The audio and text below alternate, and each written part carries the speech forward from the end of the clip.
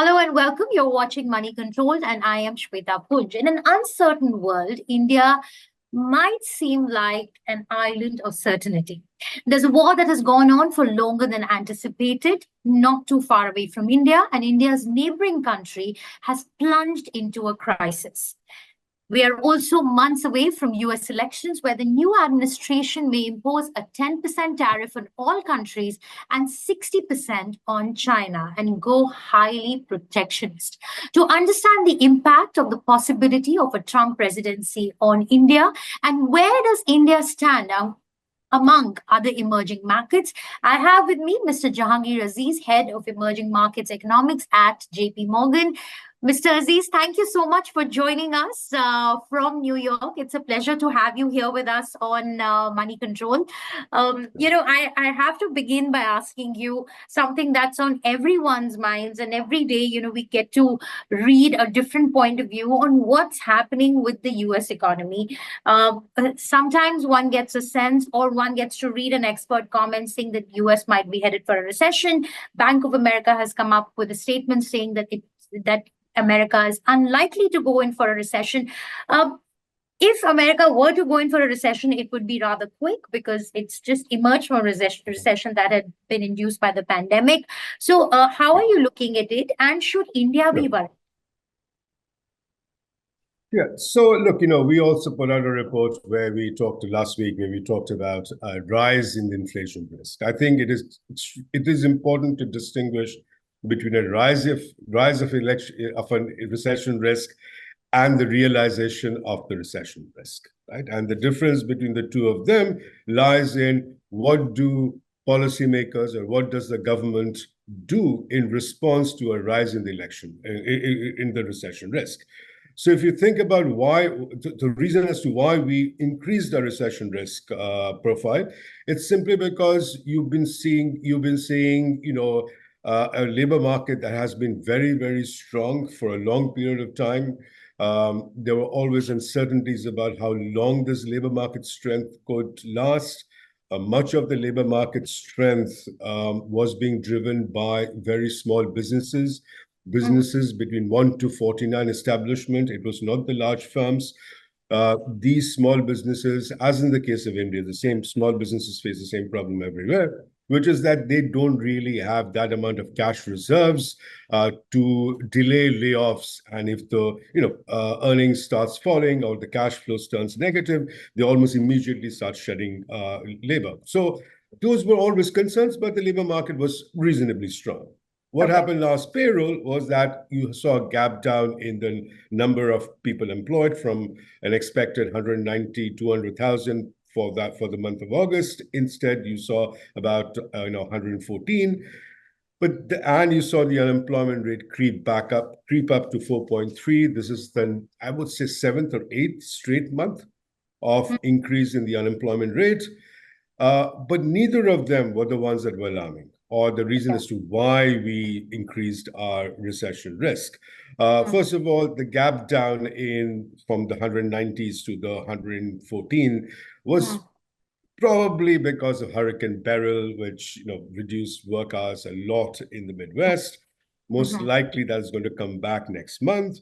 And the increase in the unemployment rate, that is happening because labor participation rate is going up. It is actually happening as a sign of a good thing, not a bad thing. So more people want jobs, which is why the unemployment rate is going up. It is not that people are being laid off. However, there were three probably granular points in that labor market report that made us increase our recession risk. So the first one was a reasonably sharp drop-off in wage growth. So wages that were running at about 0.3 per month went down to about 0.2. In addition to that, we saw actually layoffs now actually picking up. So people are separating, people are being laid off. And the last bit, which is the number of months a person is unemployed before the person gets a job, actually lengthened. So people are taking longer to find employment once they have been, fired. More people are being fired, and wage growth is slowing down. And this, along with the fact that inflation in the U.S. is almost entirely being driven by service inflation. So if you get wage growth lower, most likely service inflation will also come down.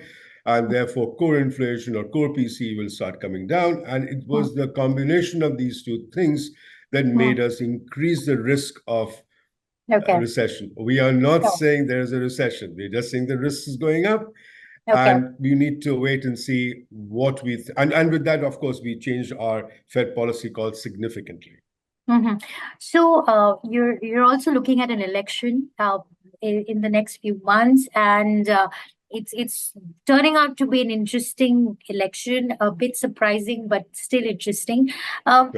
If Mr. Trump were to become a president of the United States, talking about his presidency completely from an India perspective, where he's openly taken on India, terming India's tariff king. He has called out India for its high tariffs and so on. He's also spoken about increasing tariffs substantially and completely being very aggressive on China. How do you see that playing out for the United States, and for that to have a fallout on India as well? So to figure out what the impact of the Trump presidency, particularly the tariffs, I think we need to first look at the baseline, right? So in the baseline that we have, which is that we expect, we do not expect these kinds of policies to move. That's a risk. In the baseline that we have, as we were just talking about, we have a rise in recession risk. We have a significant increase in the rate cut call. So we now have the Fed taking US rates from 550 to 3 by July of 2025. And because of the policy, because of this response, if these responses materialize, what you will actually get in the US is an extension of the expansion rather than a truncation of the expansion. So in 2025, we are actually looking for an uptick in the growth rate in the US because of the policy actions taken in the second half of this year from the lows of the first half of this year. So it's actually a reasonably strong economy in 2025 rather than as you're talking about US going into recession, right? So it is against this backdrop, we now have a separate risk, which is in the Trump 2.0 administration. Suppose they follow up on their threats of 60% tariff on China and 10% tariff on everybody else. Let's start with the 60% tariff on China, which is probably more likely than the 10% tariff on everyone else, right? So if indeed you have a 60% tariff imposed on China, now there are lots of questions whether the legislative space that has been afforded to the president, can that be used to actually impose 60% tariffs on everything from China or any country? Because that space may not be there. So setting that aside, suppose you impose a 60% tariff on China. China has about 20%. It's come down to about 15% trade with the US as a share of its total exports. The current tariff rate on average is about 17-18%. So you get about 40%. I'm rounding up numbers over here now. 40% increase in tariffs. You have about, let's say, 15%, share of exports. That automatically means that mechanically you're going to get a 10 to 15% depreciation of CNY. So that's the first shock that hits India.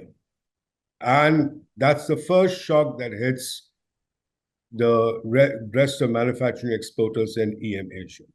So if you go back to 2018, in the 2018 tariff, when there was this, there were 4 different phases, but the cumulative or the average increase in tariffs were around 16, 17%. You saw about 7% depreciation of CNY. And you saw there a significant drop almost immediately in Chinese exports to US in these categories, right? Some of the other countries benefited from it. India benefited a little bit from it, Mm. not much. It was Mexico, Canada, and Vietnam that took over that space because they Sure. were not tariffed. Right. Okay. But Chinese share of global trade increased. Hmm. It did How not did, fall and how did that happen? because China went and used that 5%, 7% depreciation of CNY. It Hmm. reduced prices on export goods and basically increases export shares elsewhere. Hmm. Found Now, newer. now fast forward to a 10, 15% depreciation of CNY. This is a war that is taking place between US and China. When Right. China gets a 15% depreciation CNY, most likely in the tariff categories, Chinese exports to the US fall even more sharply. Right. And then there's the other countries in the world, India, Vietnam, Bangladesh, maybe in textiles, Canada, Mexico will benefit from it. Hmm. There is China now with a 15% more competitive currency going into the export markets elsewhere in the world. Europe, Hmm. India, rest of Asia, Latin America, Africa. And that's where it will increase its market share. So it could again be a repeat of 2018, where US imposes the tariffs on China, Chinese exports to the US fall, and then China gains market share globally by increasing its exports elsewhere. Okay. That is the impact. That's the first round impact of a 60% tariff on India. Wow. And I'm somewhat surprised Hmm.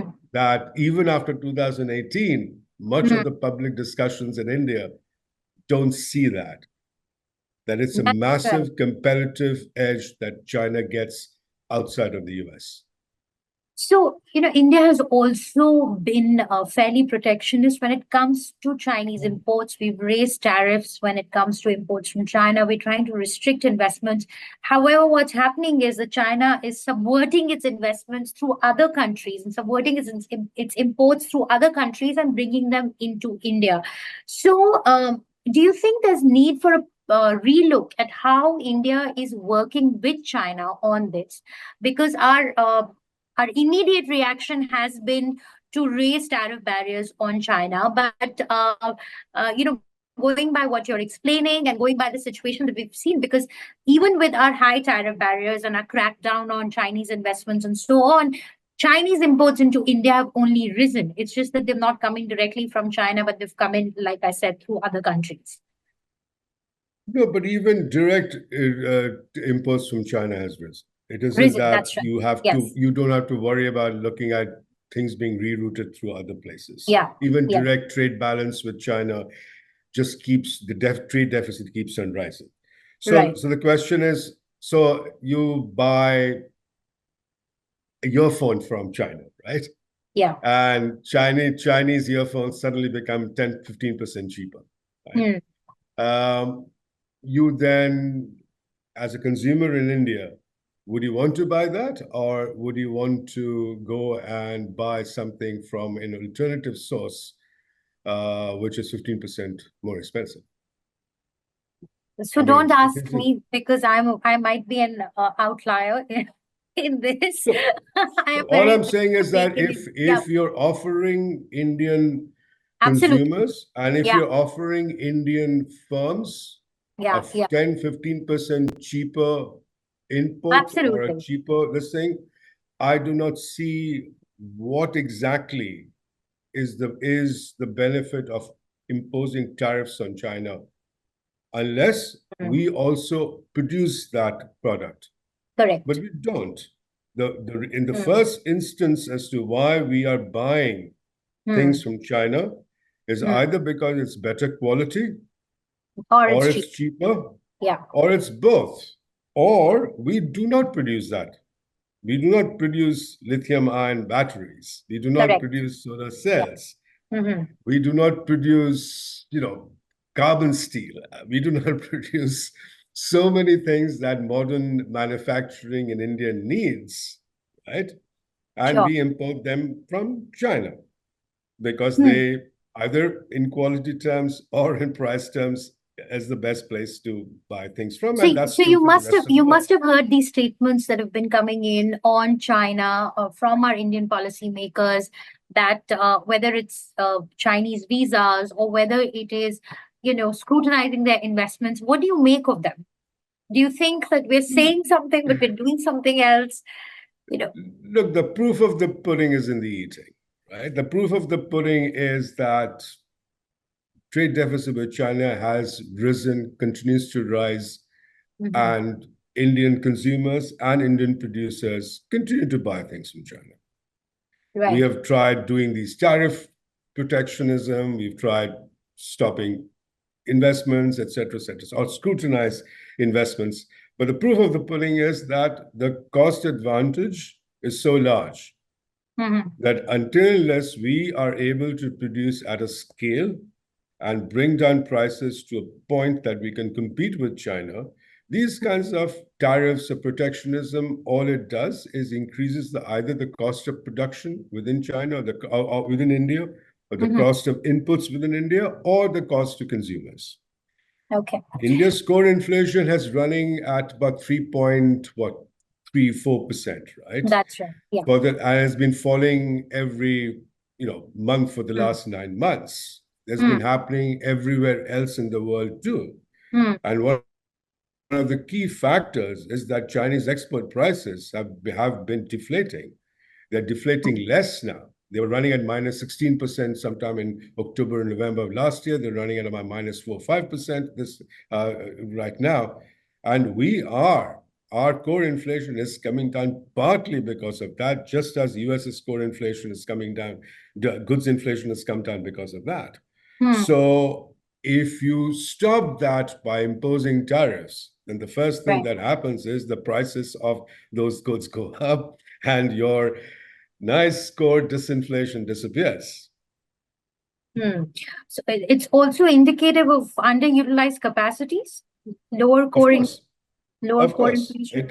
Of course. I mean, I'm not saying that Chinese imported Chinese deflation is the only reason.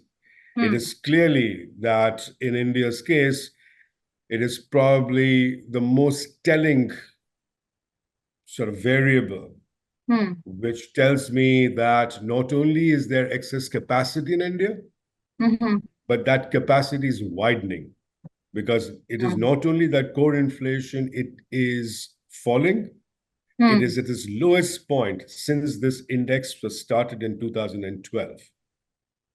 And so what does that indicate in terms of our productive utilization of our productive capacity? That there is significant amount of slack, where the slack is in the labor market, despite despite official data, where the slack is in industrial production, despite industrial data, despite what the official data says, this is a telltale sign of significant and widening. It is not just that it's only significant. It is significant and widening excess capacity. And you don't have to look far. Even if you take CSO's recorded data, which is India growing at 8.2% real growth rate. Right. And you look at the level of GDP that implies at the end of this last fiscal, which is quarter ending March of 2024.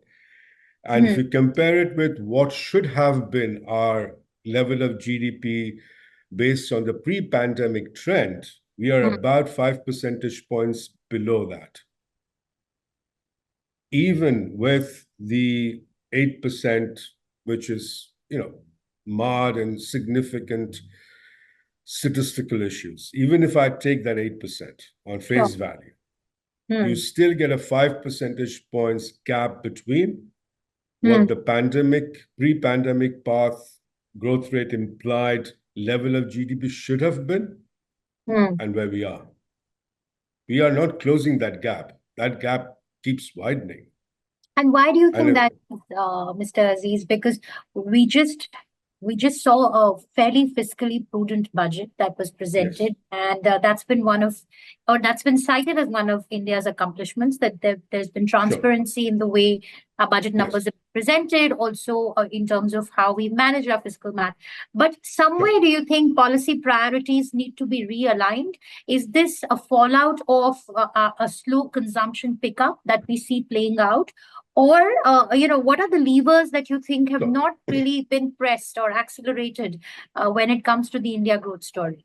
so I'll come to the consumption story a bit later Okay, because that's to me is a very absurd story that's floating around in India. Okay. okay. But let me start with so look at the growth drivers of India, not Hmm, just last year, the year before that, hmm, not just the year before that, the year before that. hmm, It's been just two drivers of growth: public infrastructure and services exports. That's it. correct. Yeah. Private corporate consumption, investment has flatlined at 12% of GDP, goes up one day, one quarter, comes down the next quarter. Mm-hmm, Consumption has flatlined around 4% growth rate. If you look hmm, at any other, no, there isn't any other sector. Manufacturing, exports is just skating water at this point in time, despite hmm, all of the effort to make in India, etc. There are literally only two drivers of growth. There hmm. is services exports that is booming, and there is, Public public gap. infrastructure. Hmm, So let's come to the budget now. What did yeah. the budget do for either of them? They just pushed more public sector infrastructure. Right. So there is that driver of growth remains, Mm-hmm. and services sector is independent of what happens to the budget, right? It's been Fair driven enough. by relocation of, again, global back offices back to India. We just call them Right. global capability center. Hmm, But we are back to the same two drivers of growth. And that hmm, is the reason as to why we aren't able to deliver, we aren't able to remove that gap, that excess capacity doesn't go away, is because it's the same driver of growth. The budget does not address changing those or broadening those drivers of growth. And if hmm, you do not broaden the drivers of growth, that excess capacity will remain. That excess capacity will remain. You're running just to stay at the same spot, and the gap between pre-pandemic path and what the path that is being delivered by these two drivers of growth most likely is not going to close anytime soon. So that's where I think the issue is. The issue is that there is no broadening of the growth drivers of India. So, what are we not tapping into, according to you? Well, we are not tapping into what drove growth during the pre-global financial crisis days, which is private corporate investment. Private corporate investment used to run around 16, 17% of GDP. It gapped down back in 2012. So it's, just after the global financial crisis, it gapped down to 12% of GDP. And since 2012 to 2024, 12 Mhm. straight years, it has remained more or less around that 12% of GDP. So, in the In the eco meanwhile, survey, yes, yes, sorry, go go ahead, go on. ahead. Please, I No, don't no, want to and interrupt. Go ahead. in the meanwhile, public infrastructure spending has increased both by the That's right. state, both by the center and by the state. Mm, Yet, and we used to talk about crowding in of investment. right. Some the one of the chief economic advisors brought that term into India. Where Mhm. is the crowding in of investments taking place? So that's what I want to ask you. So in the economic survey this year, we Yes. had the CEA asking the private sector to step up, categorically saying the time is now for the private sector to come forward and invest. Then we've heard the Commerce Minister, come out very strongly in a conference with industrialists, Mm. asking the private sector that you are not playing your role in the India story. What Right. what what is really going on here, Mr. Aziz? Why is it that the private sector continues to be so wary of expanding their capacities Look, or investing? private sectors are not going to respond to exhortations and pleas by the government, right? They're going to respond to commercial calculus, right? Yeah. So why am I not investing? Because I don't see either externally or domestically enough amount of demand to support these large investments. I don't. Mm. That's the only reason I wouldn't invest, right? And in the last, I would say, 2 years, cost of funding has moved up. Cost of funding has gone up, not just India-specific cost of funding, but also foreign cost of funding. Right. If cash is paying you 5% in US, then it is very hard to see anyone invest $1 billion for 10 years. You're going to wait till that cost of funding comes down. So this, But again, yeah. sorry, go ahead. No, sorry, please go ahead. No, but this obviously is just the last 2 years case. What about the last Right. 10 years? The last 10 Yes. years, we didn't have the cost of funding this high. In fact, cost of funding was almost zero. I mean, if you look at US, cost of funding. And why didn't the private sector respond at that point in time? We always run into these ad hoc, causes. Well, that was the banking sector was in terrible shape. The balance sheets of balance sheet of banks and balance sheet of corporates were in terrible shape. But then the balance sheet of banks and balance sheet of corporates have been repaired. And why isn't the private sector now responding? The private sector responds when there is prospect of sustained higher growth rate, and therefore the prospects of sustained higher earnings. Private sector doesn't see that. That's the reason the private sector isn't responding.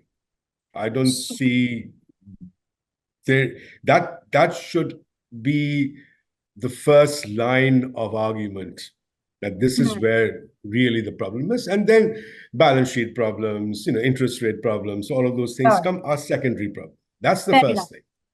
So, how does a policy framework help that in terms of, do you think that in the last few years, the government could have realigned its policies to boost demand consumption, because their whole strategy has been to focus on infrastructure creation, building assets, and so on, and they've not believed in giving a direct boost to consumption? Do you think there's a case for that?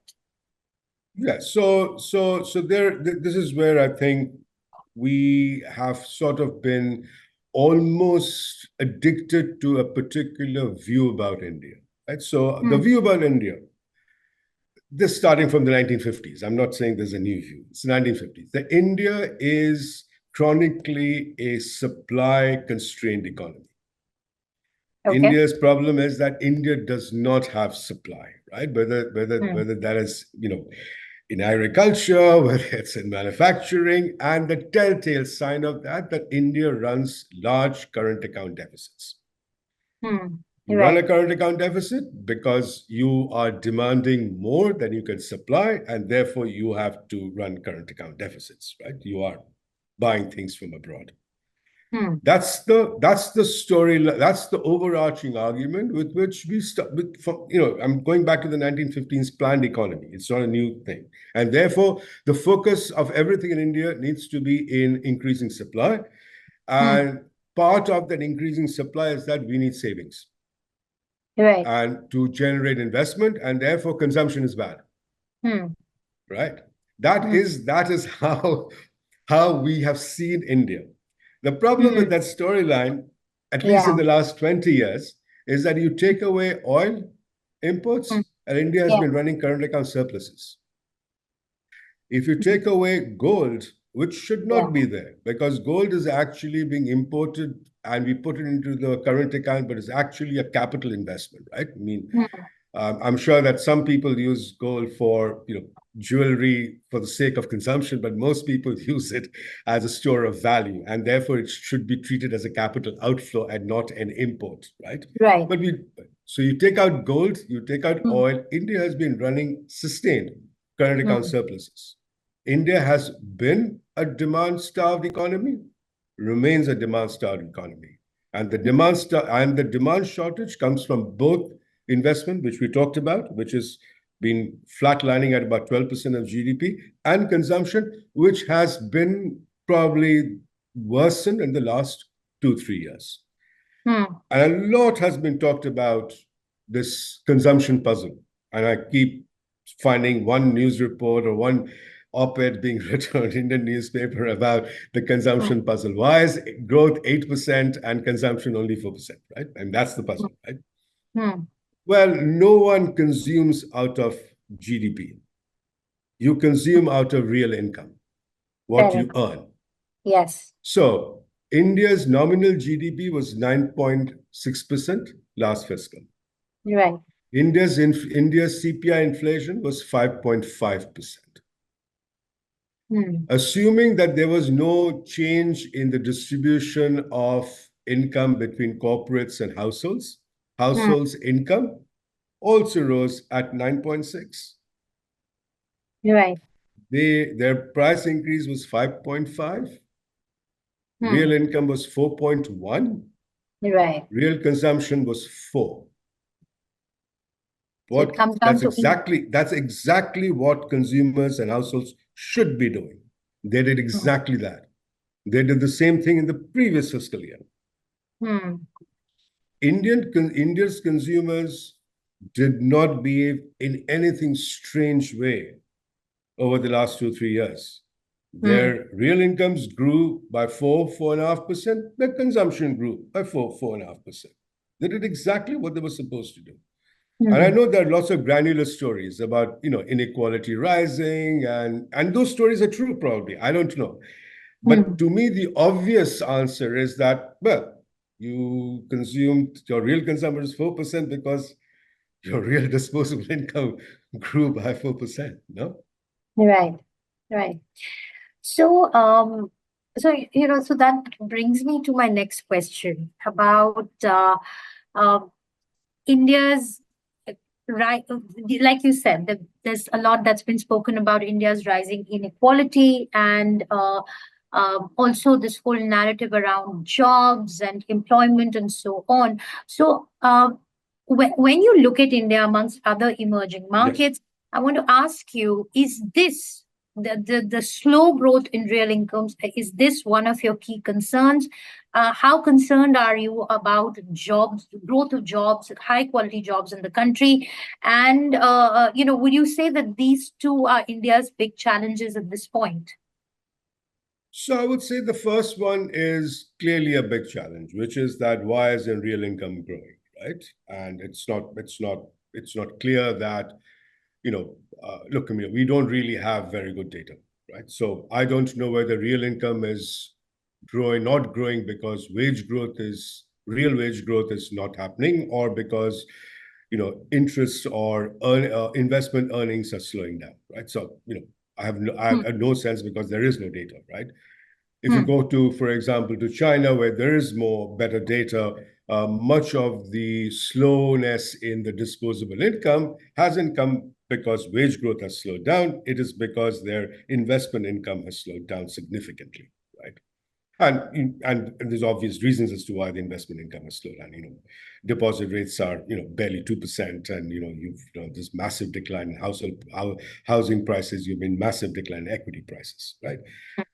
In the case of India, I don't know that, right? I mean, I don't have data because the government doesn't, or the RBI publishes data almost about a year and a half later on this Hmm. thing. Whether what is affecting disposable income, I think that one needs to understand whether this is happening because wage growth is slowing down.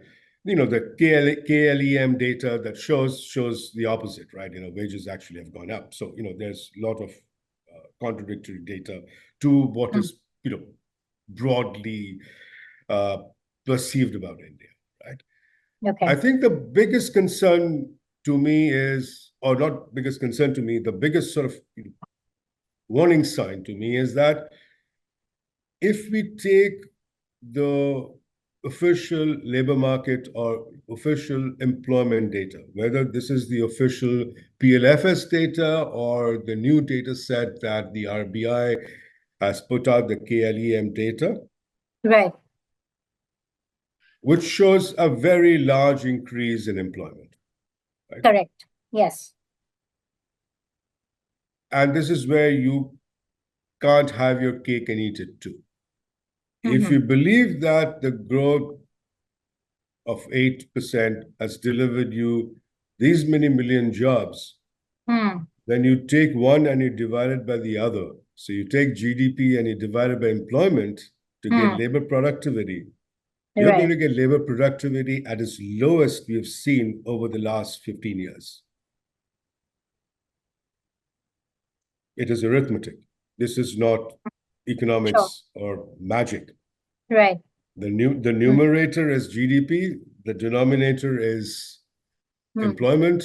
You Mm. take the official numbers, both, and you get labor productivity at its lowest in the last 15 years. And then you ask yourself, so what is the point of having these expansion of digital infrastructure and Yeah. other physical infrastructure if India is becoming less efficient? Yeah. And I think that there is obviously there is some truth to it, some not so much truth to it, which is that there are massive differences between the white collared, high skilled services sector and the rest of the country, right? And I'm sure that Yeah. there is Because a on one large hand, gap. we see expensive homes, their Sure, sales are absolutely. surpassing Yeah, and hitting new that's highs. right. Right. Yeah, Yeah. my India chief economist Sajid called it the K-shaped recovery, I think 3 years back, and I think everybody seems to have used that thing. And yeah, I mean, I'm not saying there is no truth to it. All I'm saying is that you have to think about it in terms of macroeconomics terms, and to me, in macroeconomic terms, without going into the granularity of the problem, there are obvious answers to the question. And I said the obvious answer to the question is that if there are two sectors, two Hmm. growth drivers, not two sectors, that is driving growth, then employment has to be driven by those two places. It has to be driven by public infrastructure, it has to be Yeah. driven by services. The people whom you come across, the people who are buying these expensive apartments and have high jobs, are in that related to that services export sector. Hmm. And the people in the infrastructure are no longer people carrying bricks on their heads, which is what we imagine infrastructure to be. These are engineers and very large corporations in Right. that field, Right. and both of them are doing well. Hmm. The Right. two growth drivers are driving India. Those people associated with those two growth drivers are doing reasonably well. So Hmm. it has to do with how you broaden those growth drivers to everything and Okay. not just focus on just two things. I don't think that the Indian government has focused on two things. That has been the consequences of what they have done, is that the drivers have just basically become bifurcated into just two drivers, right? Hmm. So that without the broadening of growth drivers, so Hmm. if every sector is not being pulled up, Hmm. associated in those sectors cannot be earning much, right? Fair If enough. only two sectors are being pulled up, then yeah, people associated in those two sectors will be pulled up. Right. And in the growth sectors, won't. So I also wanted to get a sense from you on your outlook on the rupee. Do we see Sure. the rupee weakening further, and Yes. uh, and also currently looking at the Yeah. global situation, the global uncertainty, Yeah. what's your growth outlook for India? Sure. So on the first one, look, we are going through a phase where we've seen this massive unwinding of the yen trade, carry trade. Hmm. And lot of trades on India were basically either related to yen or related to CNY as a funding currency, right? Hmm. And I think looking at the immediate last 2 weeks will probably give you not the right sense of where the rupee's fundamental drivers are, right? Okay. The rupee's fundamental drivers remain that the current account is very well contained, Mm-hmm. and that you're seeing a reasonable, again, I'm leaving aside what happened the last 2 weeks, right? Sure. You're seeing a reasonable amount of portfolio investment, and FDI has stepped down, as I said, because of US interest rates are at that high, and there is a reasonable chance that once US interest rates starts coming down, when the Fed starts cutting, you are probably going to see a better flow of FDI. So on fundamental level, I don't really see the rupee actually being under weakening pressures, right? Mm-hmm. Most likely, one would argue that given the amount of reserves that they have, etc., it should be on a modest appreciating pressures. But RBI is not going to be, will stand in the way of that appreciation, right? Unless it's been driven. So fundamentally, I don't think that the rupee by itself has risks on either side, right? Given the fundamentals, right?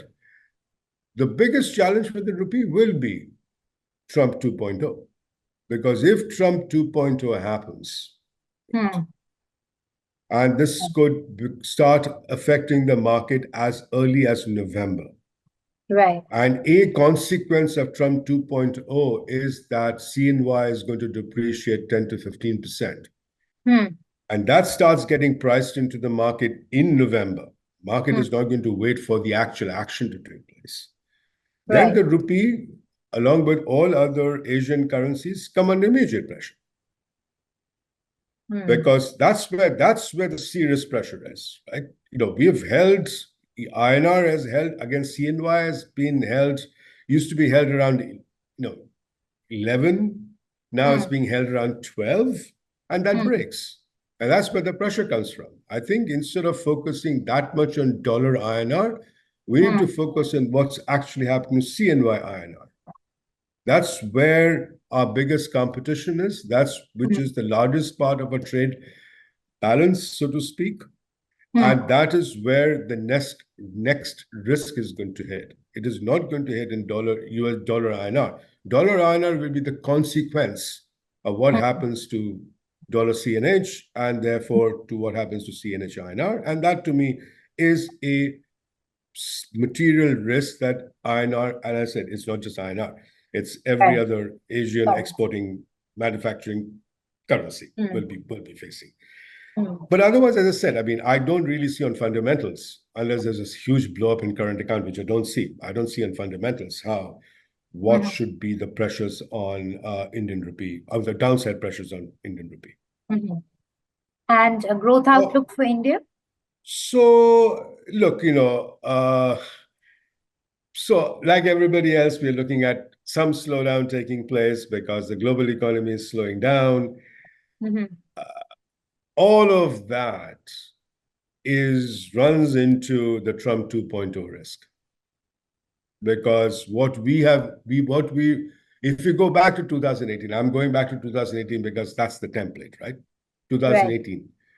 As I said, it wasn't so much that interesting things happened in US and China.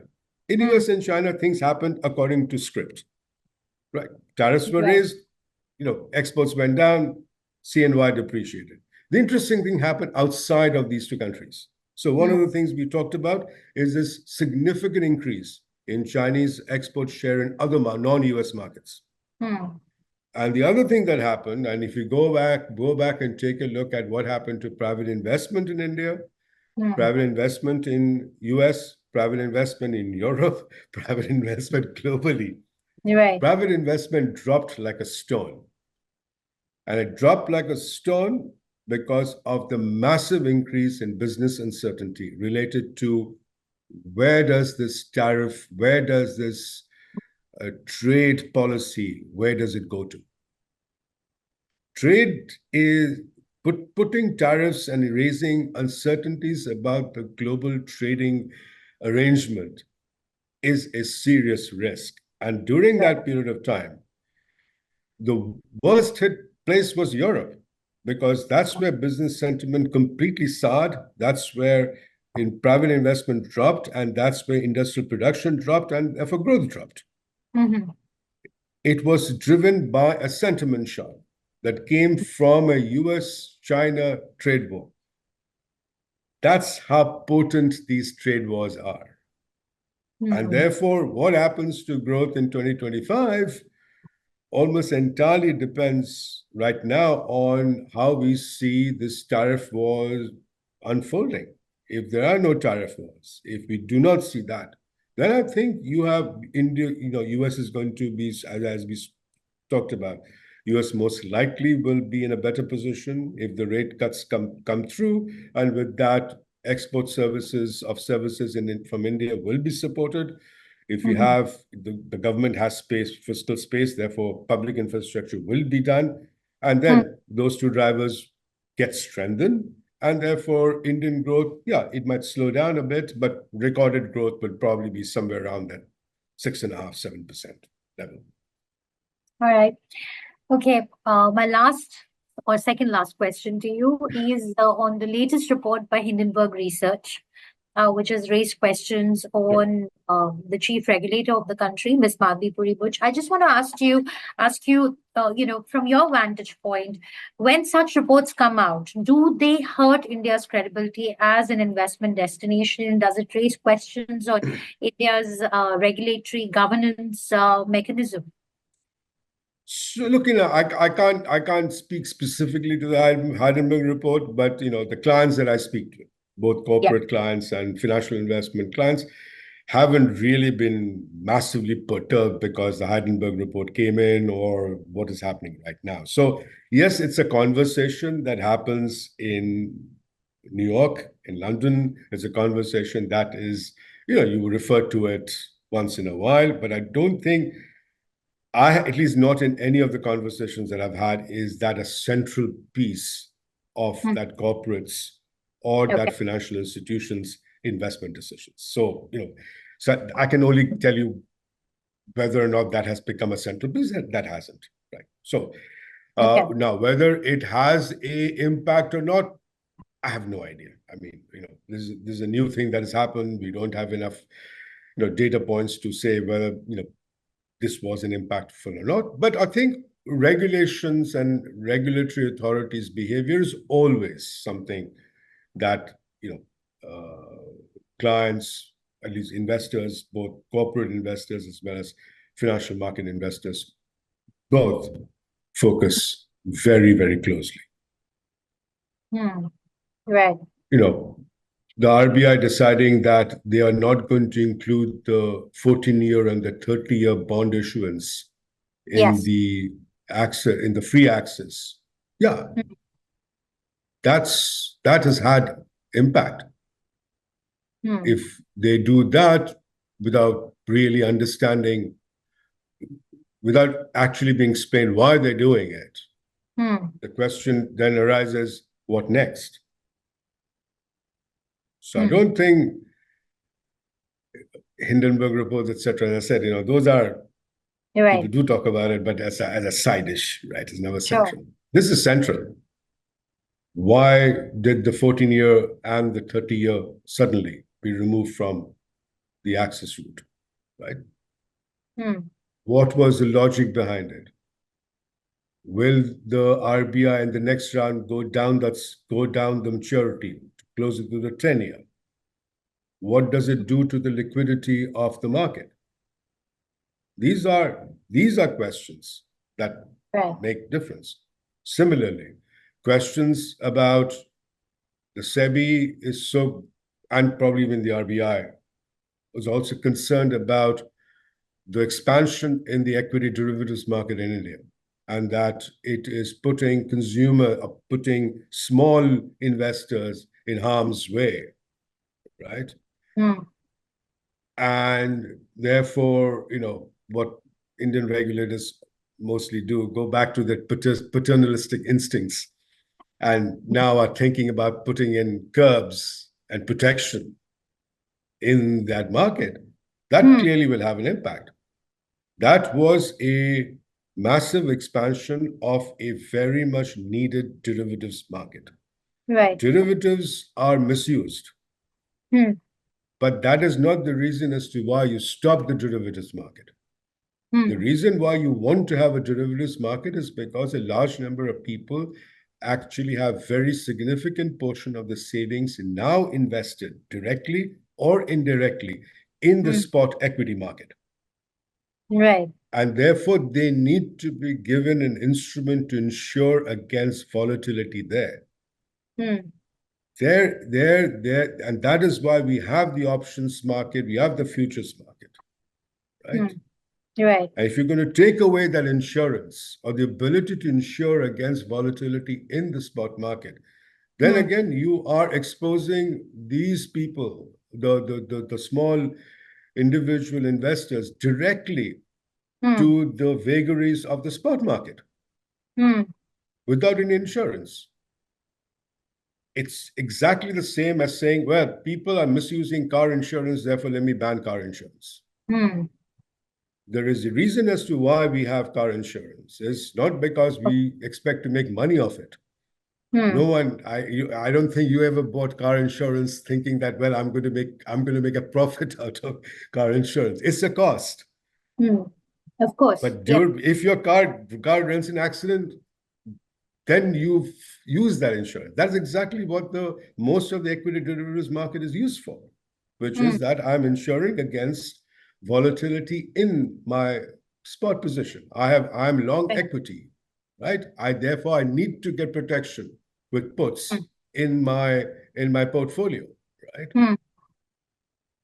Now there will be people who will be Hmm. using it to speculate, writing calls, Sure. writing puts, right? But Yeah. that doesn't mean you want to Right. curb that market. Hmm. You want to stop price discovery in that market. You want to make this market illiquid, right?